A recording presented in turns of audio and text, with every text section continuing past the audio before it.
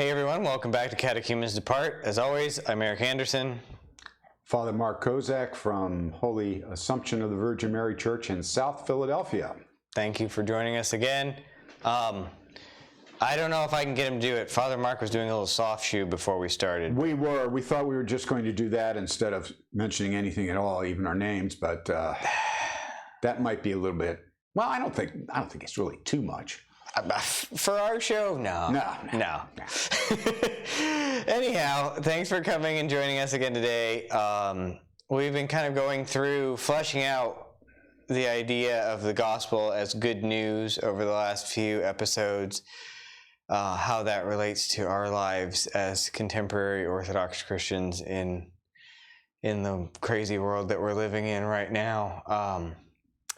And Father Mark and I were discussing over our coffees earlier, and today we'd like to talk to you a little bit about the difference between living for Christ and living for a cause, between inhabiting the gospel and being possessed by a cause or an ideology, and how that comes to be so often in our world. We can look around, we can have the unfortunate experience of looking at the news, or as Kim and I had last night, going out our front door to walk our dog and hearing helicopters everywhere and all of that, and more threats of riots and all of this stuff. And like what's going on with that, Father? Like, what's going on with people? It seems like they want a reason, and I have a lot of sort of theoretical academic gobbledygook which I could spit out, but jump in here, would you? Well, I think we have a historical phenom going on here in America. And yes, we are the American stew or salad bowl or whatever other culinary emblem you're going to put on us, as it's coming from different backgrounds and so on and so forth. But when we come together here, we have often will get involved with a number of causes, and they become paramount for our lives. Extreme examples of this are people that are totally obsessed with whatever you can think of. So they collect stamps. They collect only red stamps. They do that kind of thing. A little less extreme, I believe, is what's going on right now, which is not rare in American history. Mm-hmm. The American Revolution was started basically in this way. That's not very encouraging. Well, it is and it isn't. I mean, remember what Thomas Jefferson said: we need revolution every once in a while to sort of clean things out. Now, are we having a revolution right now? I don't believe so. Right now, we don't have all the ingredients to have a revolution per se. Do we have the ingredients to change? Yes, I think that we do. That they exist within the system. Mm-hmm. Whether the system will work or not, that remains to be seen. The tripartite system that we have in our government has problems, has some serious problems in working right now, mm-hmm. that most of us know about by breathing the air outside, looking at the news, whatever. You know there's something that's not working right. Mm-hmm. And this is what the pundits and what the special interest groups, who are the causes, mm-hmm. and the politicians and everyone else are talking about right now. And you also notice that a new one, or a different sort of view on a different cause will come up about every 15 minutes, mm-hmm. In American culture today. So we're searching, as you told me many moons ago when we started this, we're searching for something in America. So what are we searching for? Well, I believe that we're searching for calm. We're searching for something that will work efficiently. We're hopefully searching for something that will fulfill the last part of the Pledge of Allegiance of liberty and justice for all. Mm-hmm. That's what we're here for. But right now, that's not really happening too well. Mm-hmm. But during times of our history, that hasn't happened too well. We went to war with ourselves in the 1860s on this. We had the Manifest Destiny, which destroyed hundreds and hundreds of native people's culture, which basically said that the immigrants that were coming in from Western Europe were elected by God to take over the whole continent and to go from sea to shining sea, and it was ours to take. You know, and once we got the Louisiana Purchase from the French and won the Spanish-American War and got a good chunk of the United States from the Spanish, and bought Alaska for $7.2 million. It's a pretty good price. We did it. It was a great price. And we did that. And then we did more things in the early 1900s. We took over Cuba. We took over Puerto Rico. We took over the Philippines. We took over Hawaii, which was a sovereign nation, before we hit it in 1894 with our interesting plans on developing Hawaii as a not only as a military port, but as a business for growing various unique things. So these were all a part of the Manifest Destiny that many people still believe in today. Are they going to come out and say, "Yeah, I believe in Manifest Destiny"? And there's a person out there right now that says, "I believe in Manifest Destiny" sign. No, that's not going to happen. But that's what's happening. It can be implicit in people's. It's implicit in the American psyche. You know, and it's not to take over the whole entire world, but it's to be, we're going to be number one, you know, and it can leak into foreign policy and all kinds of other interesting things. And that becomes problematic. Well, and then you get the pendulum swing in the opposite direction, where now you have people running around in the streets and tearing the monuments down and burning the things. And saying, because we have not necessarily honestly reckoned with the difficult history of our nation. It's not like, you know, like you're describing, it's not all shiny and gold and wonderful, and it's like, and so to ignore those things, then they go underground and they become dark and they become resentment, and then they bubble and they spew out, which it seems like they're doing now.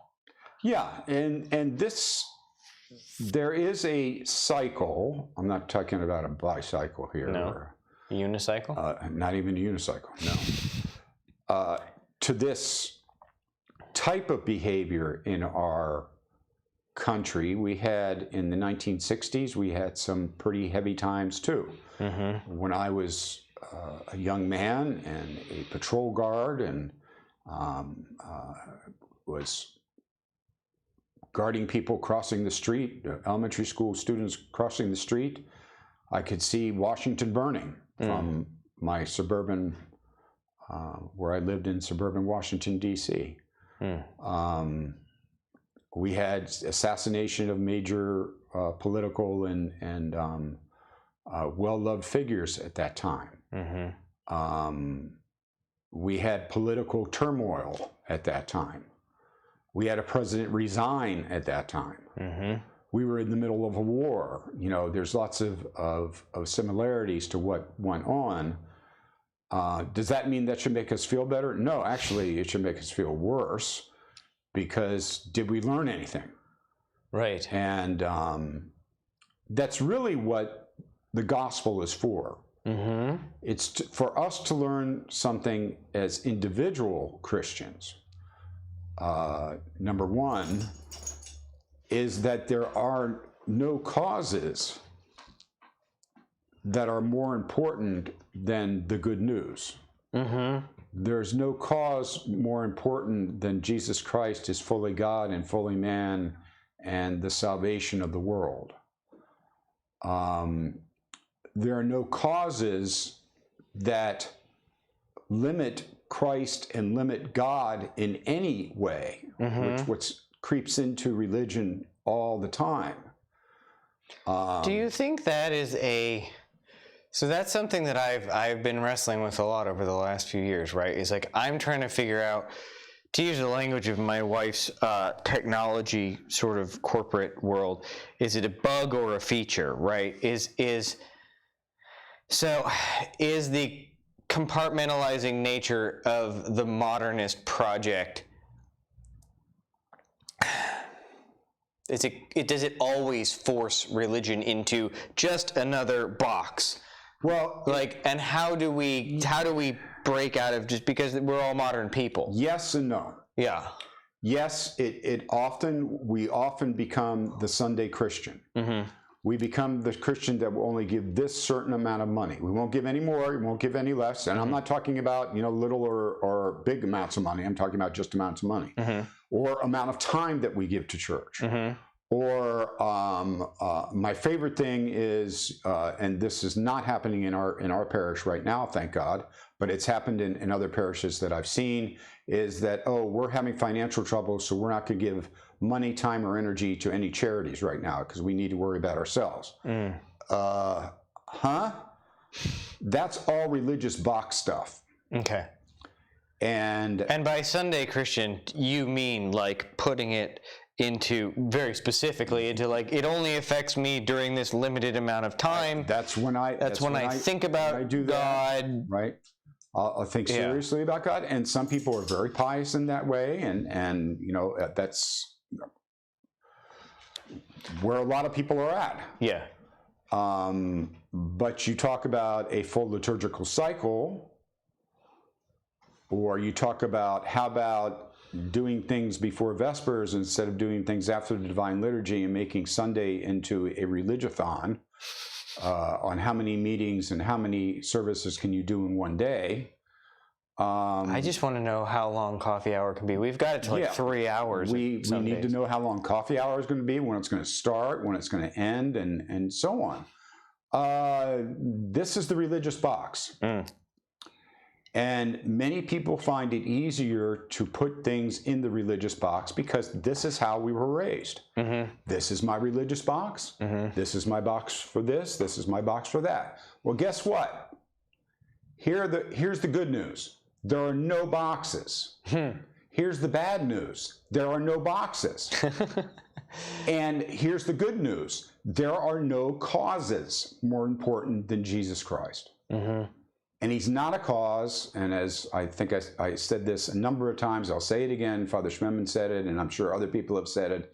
He didn't find a sect, he didn't find a faith group, he didn't find a religion, he didn't find a way of life, he came to give us life abundantly. That's what he came for, and that's what the gospel tells us. That's what breaks the boxes. So do you need to organize yourself in a box-like way for various things in our country? Yes, you do. But don't ever make the mistake that the box is really real. My favorite example about this is how parishes organize themselves and how parishes function. People make the mistake of saying, the parish needs to function as a business because we function in this world. Well, no, the parish doesn't need to function as a business because it's not a business. It's a nonprofit organization in a special category.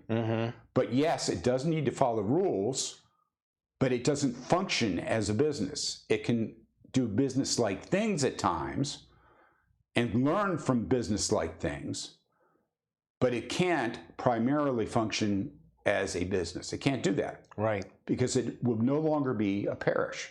It will no longer be a worshiping community. Yeah. And this is what Christ founded. This is what the apostles founded. They founded worshiping communities to spread the good news, to live the Christian life.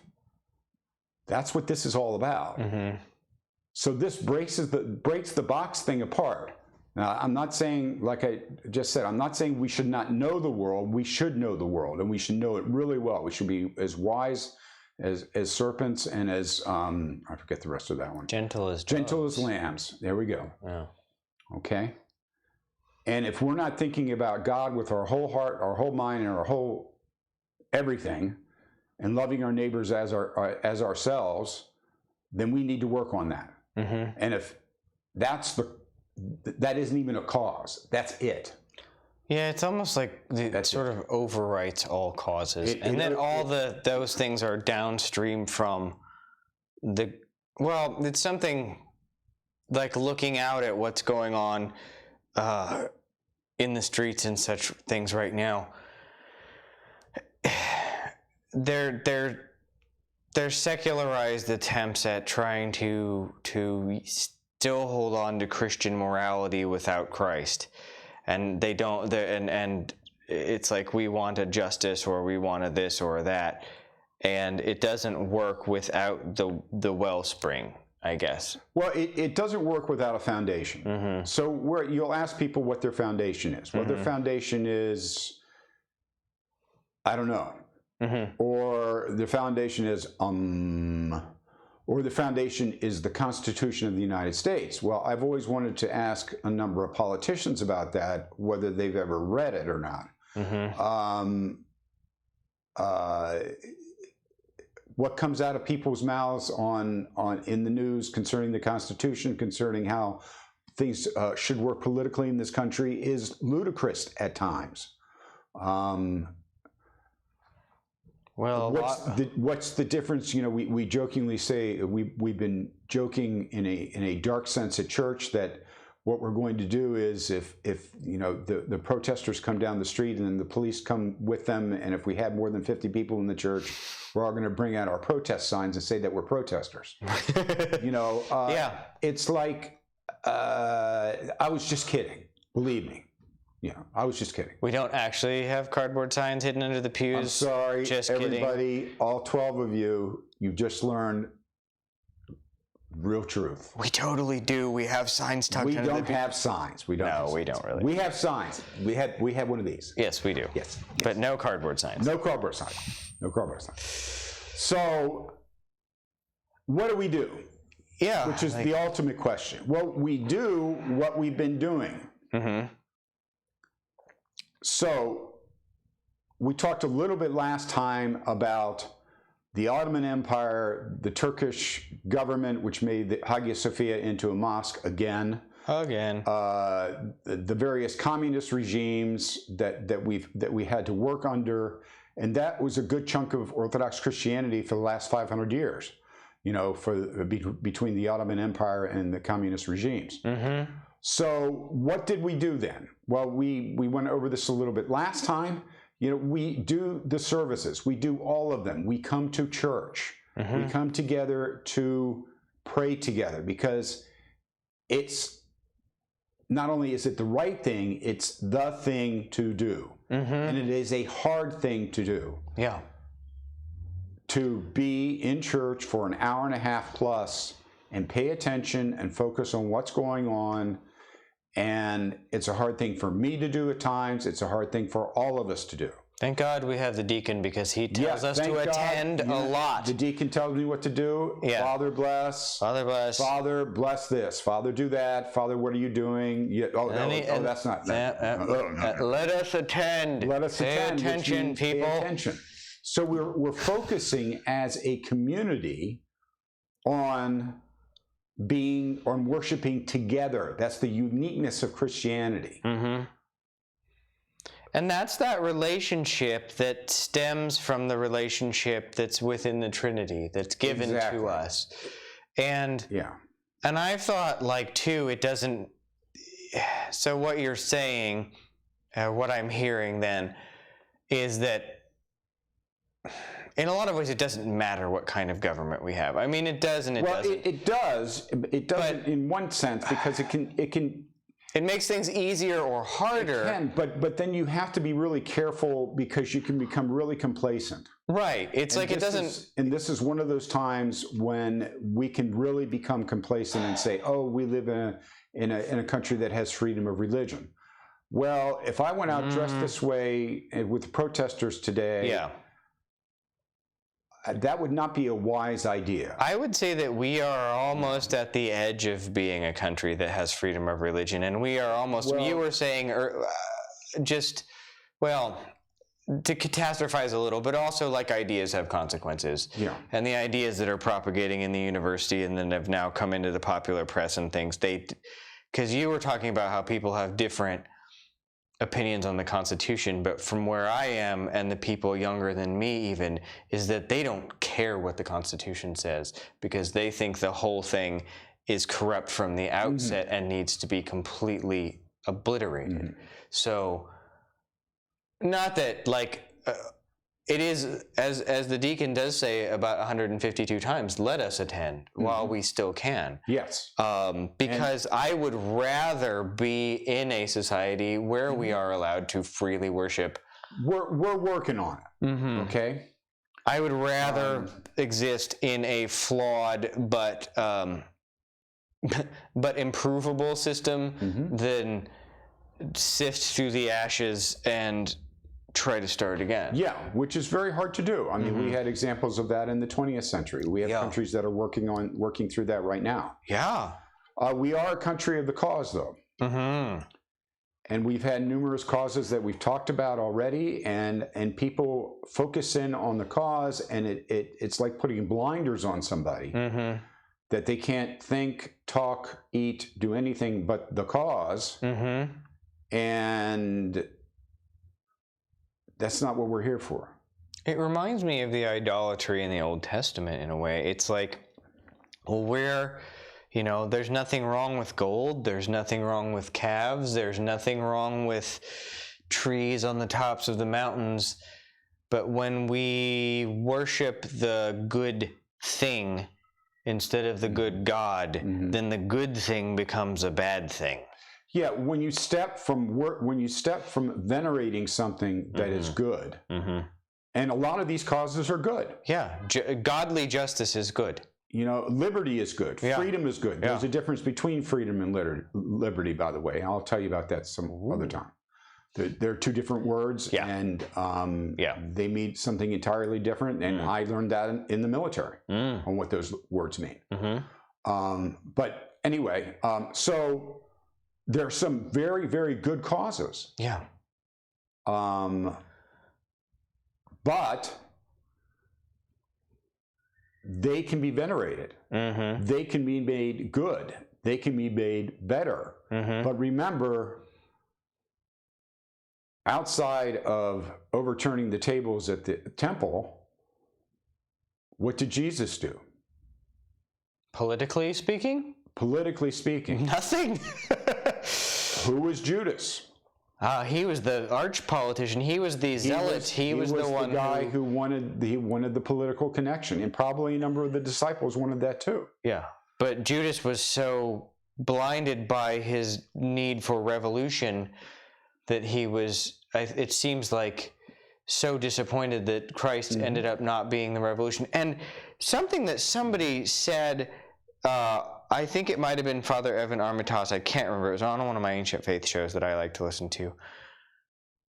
He brought up the point that Judas went out with the disciples when they were sent, and they healed people, and they cast out demons, and all that. And it was like, well, Judas healed people, and Judas cast out demons, and he still fell at the end. And it was just like, I had never thought of that before, right? It was like, because he becomes villainous at the end because he gives in to his passion for his cause. And that was for Jesus to be king and the political leader of Judea. Yeah. That's not what he came there for. Right. That's not who he is for us. Yeah.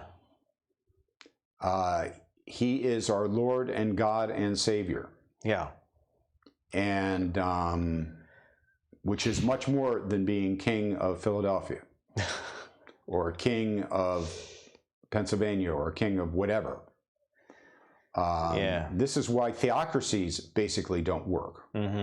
And haven't worked in history. I could go on for that, talk about theocracies, Orthodox, Catholic, and Protestant. 27 episodes later. 27 episodes later. We have one viewer. Walls, people are throwing rocks at our windows. Yeah. I think Jerome will be out there on the porch being like, guys, I'm not listening anymore. It would be as good, ha ha ha, as the jurisdictional talk. Yeah. So that was the only one we got thumbs down on. No, we didn't really, but. And for those of you that don't know, a theocracy is when church and state are absolutely commingled. Are one. Absolutely one. So now, what do we do? Well, first of all, we come together as a community, and then we function as a Christian community that in wherever you're at. Yeah. Okay, so you do the very best that you can in taking care of one another. And right now, during the coronavirus, guess what? There are a whole bunch of people to take care of. We take care of the people around us to the extent that we can do that. So we certainly don't stop charity. We don't stop doing things. We may do things in a different way. There might be constraints on what we can do. But that needs to continue. We need to continue to do what parishes do. They function, they exist as worshiping communities. We try and work within the civil world. In the world, there may be constrictions and everything else, but we've been very blessed to have services in our church every week since the beginning of all this. And our numbers have come up again. They came up almost right away, came back to where they were. So we've been very lucky. We've had a baptism. We've had another one soon. We have another baptism coming up. We have things that are going on. So the church lives. The church breathes. It is hopefully endowed with the Holy Spirit. The paint in our ceiling is falling down. We have a new roof. We have other problems. We have a bad sidewalk. Okay, but that's not the cause. The cause, my cause, is not the bad sidewalk. My cause is not the roof. My cause is not is the paint peeling off of everything that I have to pick up paint chips all the time. Sometimes they even come down on you. Sometimes they hit me. One of them hit me on the head the other day. My cause needs to be, as an Orthodox Christian, not only as a priest, but as an Orthodox Christian, is Jesus Christ. Is taking the creed and living the creed daily. And then taking that with our private prayer life, our public prayer life, try saying that fast, with our private prayer life, and then doing something with it to help the Holy Spirit within us so that we can change, so that we can live through times like this, so that we can function, so that we can make the right decisions, in our lives, so that we can continue to love one another and love one another, seriously and better. These are the simple things that the gospel talks about, and they're the hardest things to do. I think I mentioned last time the disciples spent most of the Gospels being confused. So we're in good company. And they were in a crisis too. They were at war with Rome, and then they themselves, all of them were martyred for the faith. All of them were martyred for the faith. So, except for St. John. Except for St. John, yeah, that's right. Who ended up? So, we continue. Yeah. We fall down, we get up again. Yeah. Well, it's difficult because the message is very counter to the triumphalism of Western American culture. Right? Well, it's also, because its triumph is different. It's also very counter to the dark side of American culture, right? Which are things like slavery and lack of justice across the board. Yeah. I mean, remember, slavery started here in 1620 in Jamestown when the first Africans came to Jamestown and were sold as slaves. Mm-hmm.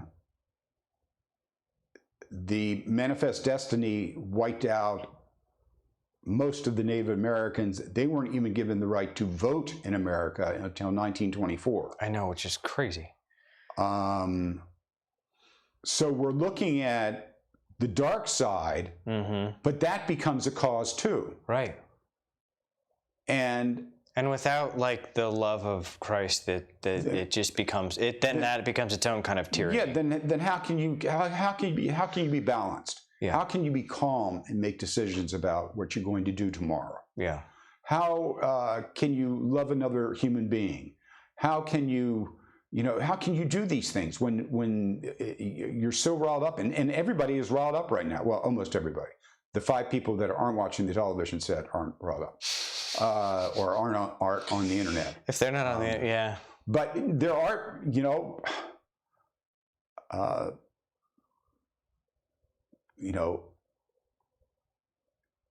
we need to be calmer. If we're going to talk to each other, we need to be calmer. Yeah. If we're going to understand another human being, we need to be calmer. We need to focus on what they're saying. We need to focus on what we're saying. That's the other fallacy of the not fallacy, but the other danger of social media is that many people use social media indiscriminately and don't realize what they say on it. Mm-hmm. And because you're not reading. Like if I say blah blah blah, Father Mark, and your face shows hurt, or and going like, well, what does that mean? Or shows hurt, or I look gives me like a crazy eye or something. I look at hundreds of emails about church every week. Mm-hmm. I write a handful of emails about church every week, but I go over them and over them and over them. And sometimes I even send them to people to look at them. Mm-hmm. Or I call people and say, listen to this. Mm-hmm. And I've been doing this for 37 years. So, hey, I learn something new every day. And that's the other thing. To be open. To open the door. And this is a spiritual a spiritual not tool, spiritual something. Practice. Spiritual practice, yes. That you leave the door open, not to let anything in, but to let God in to help you do this. Mm-hmm. Because if you close the door, you're closing the door to everything. Mm-hmm. If you open up the door and say, "Oh, anything can come in," guess what? Anything comes in. And look at what's going on today. Yeah, that's the anything that can come in. Yeah. And then avoid the jump from having a cause being something that you venerate to something that you worship. Mm-hmm. And you know exactly what I'm talking about. For those of you who are Orthodox Christians, there's a vast. Well, there is more than a vast distance. There is a cosmic distance between venerating something and worshiping God. Mm-hmm. And we went through a whole 150 years worth of awfulness about that during the iconoclastic controversy. Mm-hmm. That's exactly what we're going through right now. It's an iconoclastic controversy within itself. Because we worshipped the wrong things. Yeah. Well, that's probably a good place to cap it. Thank you. That was a really good conversation. Thank you. Had a nice time. As always. Hopefully that was edifying in some way to our viewers. And we thank you, as always, for joining us. Yes. And invite your friends. Invite your friends. Or in my case, invite my friend. My friend already watches, so... My cats, I don't know if they watch it. They probably not. Maggie's over there asleep, so I don't know. Yeah.